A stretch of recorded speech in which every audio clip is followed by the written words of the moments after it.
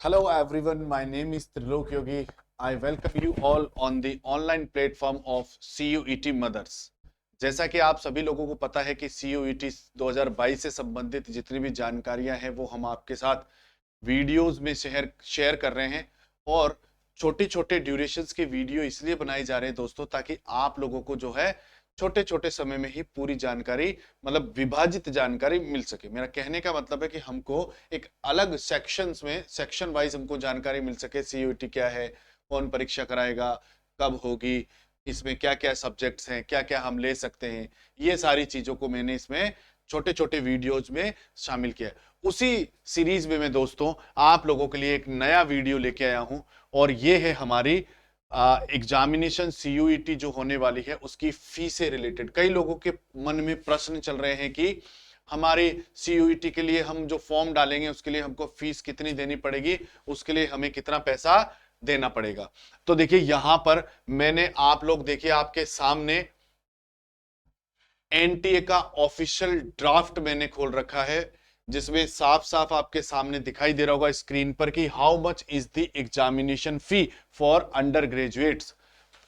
तो वहां पर जब हम सीयूईटी एग्जाम देंगे तो उसके लिए हमको कितनी फी पे करनी है और ये मैं इनके ऑफिशियल नोटिफिकेशन से ही ले रहा हूं। आप देखिए आपके सामने स्क्रीन पर यहां दिख रहा है कि इसको किस तरीके से उन्होंने बांट रखा है। Slot timing of examination fee payable by candidate CUET 2022 और किसमें देना है, आईएनआर में हमको, इंडियन रुपीज में हमको इसको पे करना है। किसके लिए है दोस्तों, यूजी प्रोग्राम्स के लिए है एंड पार्ट टाइम प्रोग्राम्स के लिए है। सेंटर्स का किस तरीके से है, centres in India, number of test का यहां दे रखा है। सेंटर्स आउटसाइड इंडिया के लिए भी फीस इन्होंने बता रखी।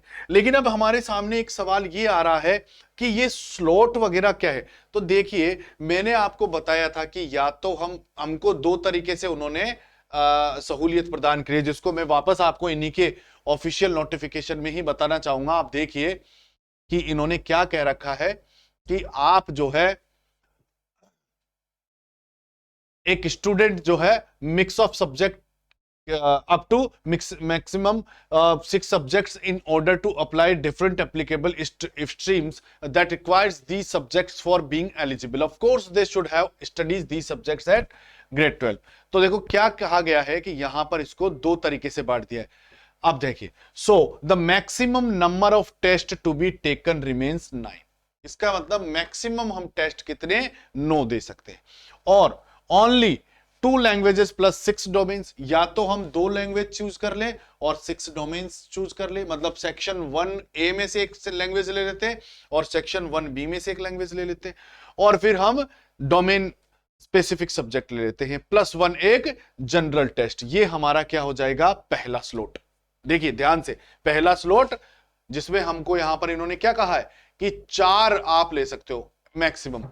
स्लॉट 1 9 AM टू 12:15 PM तक रहेगा। अप टू 4 का मतलब यहां ये हमारे टेस्ट से रिलेटेड है कि हम लैंग्वेज ले सकते हैं, डोमेन स्पेसिफिक सब्जेक्ट ले सकते हैं और जनरल टेस्ट। या अब मान लीजिए आप 4 तक ही भरना चाहते हो, आपकी जो डिजायर्ड यूनिवर्सिटी है, आप दिल्ली से, बीएचयू से, जेएनयू से और किसी सेंट्रल यूनिवर्सिटी से आप अपना अंडर ग्रेजुएट प्रोग्राम से रिलेटेड कोई जो है अपना कोर्स करना चाहते हैं, वहां पर आप अपनी स्पेसिफिक कोई आपकी जो डिजायर्ड यूनिवर्सिटी है उसमें आप जाना चाहते हो और आप चाहते हो कि मैं तो केवल एक के लिए ही भरूंगा, तो आप 4 तक भर सकते हो।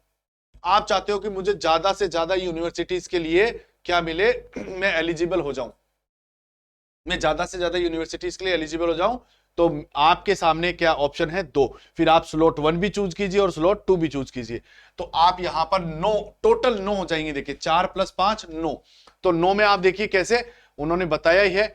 आप यहां वापस आते हैं हम इस पर और हम देखते हैं, यहां पर हमको दिखाई देगा कि क्वेश्चन नंबर 29 में उन्होंने क्या दे रखा है कि हम लोग या तो 2 लैंग्वेज, 6 डोमेन और एक जनरल टेस्ट, या फिर और आप देखिए यहां पर दे रखा है और 3 लैंग्वेजेस, 5 डोमेन स्पेसिफिक सब्जेक्ट और एक जनरल टेस्ट हम दे सकते हैं। इसका मतलब आप लोग दोस्तों एक बार में ये 2 स्लॉट में आप मैक्सिमम 9 के लिए आप अपीयर हो सकते हो। अब देखते हैं इसकी फी कितने रहने वाली है। तो जनरल अनरिजर्व्ड कैटेगरी के लिए आप लोग देखिए दोस्तों क्या फीस रहेगी। आप यहां देखिए जनरल अनरिजर्व कैटेगरी के लिए 500 रुपए फीस रहने वाली है। और आप देखिए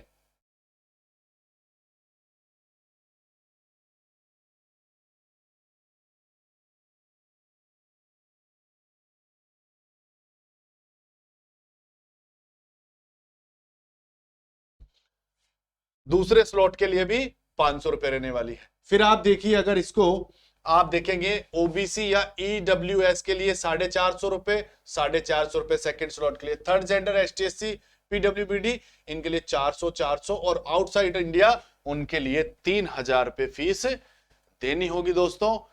तो ये आपका फी स्ट्रक्चर है।